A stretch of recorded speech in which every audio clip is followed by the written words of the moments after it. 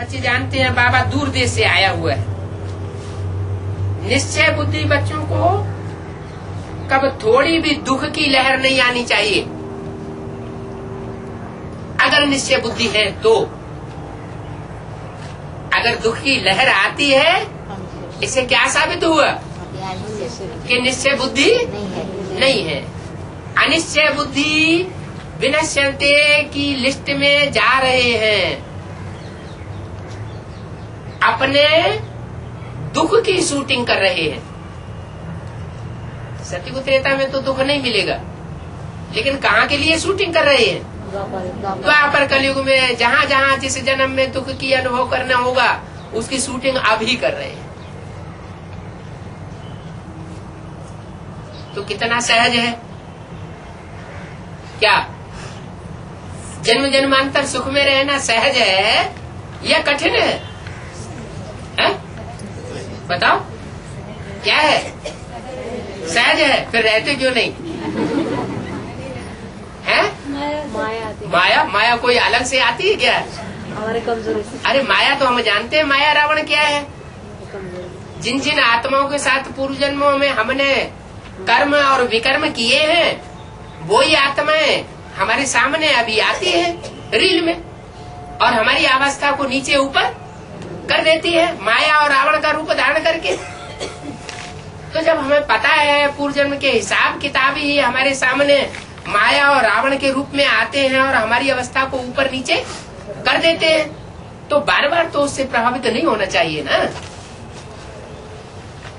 कि बार बार प्रभावित होना चाहिए, नहीं होना चाहिए। तो निश्चय बुद्धि बच्चों को कब लहर थोड़ी भी नहीं आनी चाहिए, परंतु माया बड़ी जबरदस्त है।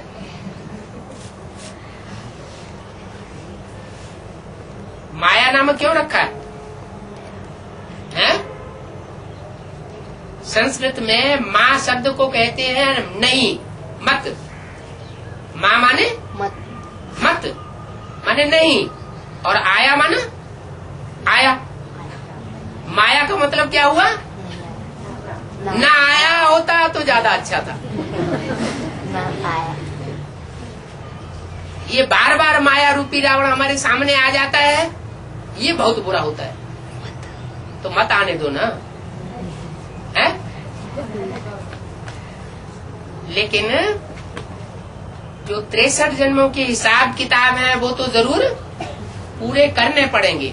कोई कितना भी चाहे कि हम 63 जन्मों के हिसाब किताब से परे हो जाएं, लेकिन जब तक वो हिसाब किताब पूरा नहीं हुआ है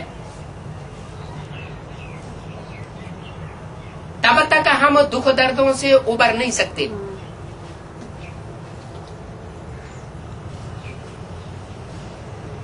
जानते हुए भी नहीं उबर सकते। कारण क्या है? विस्मृति। बार बार आत्मिक स्मृति की विस्मृति हो जाती है। हम ज्योति बिंदु आत्मा है, हम परम धाम के वासी हैं, हमारा हिसाब किताब अब सबसे पूरा हुआ। अच्छा चलो समझ के बैठ गए, और कोई आया और ताबड़तोड़ थप्पड़ लगाने लगा तो आत्मिक स्थिति बनी रहेगी? नहीं बनी रहेगी। क्या करेंगे? डंडा लेके मारने लगेंगे। अगर डंडा लेके मारने लगे तो इसका मतलब हिसाब किताब अभी भी रहा हुआ है। अगर आत्मिक स्थिति पक्की है तो बुद्धि में पक्का बैठेगा कि हमने इसको मार लगाई होगी, तब तक ये हमको मार लगाएगा। हमारा हिसाब किताब जब पूरा हो चुका होगा तो कोई भी हमको मार, किसी प्रकार की मार नहीं लगा सकता, किसी प्रकार का कोई हमको दुख नहीं दे सकता। तो निश्चय बुद्धि बच्चों को कब थोड़ी भी दुख की लहर नहीं आनी चाहिए। जैसे गांधी जी क्या करते थे, क्या सिखाते थे? कोई एक थप्पड़ मारे तो दूसरा गाल कर दो। इसका मतलब क्या हुआ? इसका मतलब ये हुआ कि कोई हमको दुख तब तक दे सकता है जब तक पूर्व जन्मों का हमारा हिसाब किताब उसके साथ बना हुआ है। हमारा हिसाब किताब पूरा हो जाता है, कोई भी की ताकत नहीं जो हमको किसी प्रकार का दुख दे सके। मन किसी से बदला लेने की बात हमारी आत्मा के अंदर, मन बुद्धि के अंदर नहीं आनी चाहिए। जो कुछ भी हो रहा है ड्रामा में वो सब अच्छा हो रहा है। बांदेली माताएं कहेंगे ये कौन सा बाबा आया होगा। हमारी तो रोज ही हड्डियां टूट रही हैं।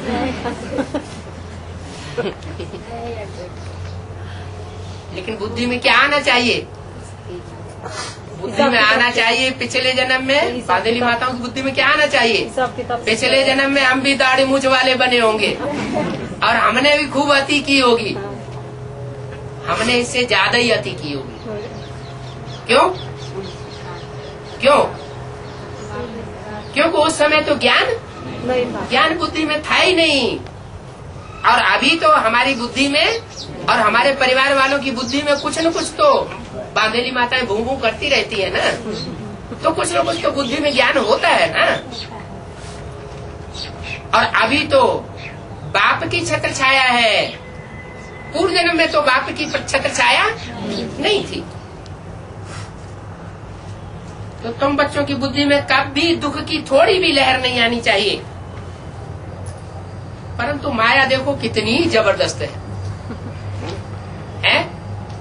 बाप सर्वशक्तिवान है तो माया भी कमाल है। आधा कल्प बाप का राज्य चलता है तो आधा कल्प माया रावण का राज्य चलता है। तो दोनों की समान टक्कर है। बाप की पढ़ाई बेकार कर देती है। इतने साल से पढ़ाई हुई पढ़ाई और अब तक भी माया चौपट करती चली आ रही। बाप तो श्रृंगार रहे हैं, बाप बार बार बच्चों को ज्ञान रत्नों से गुण रत्नों से श्रृंगार रहे हैं। और माया रावण क्या कर देता है? माया रावण श्रृंगार को खलास कर देता है।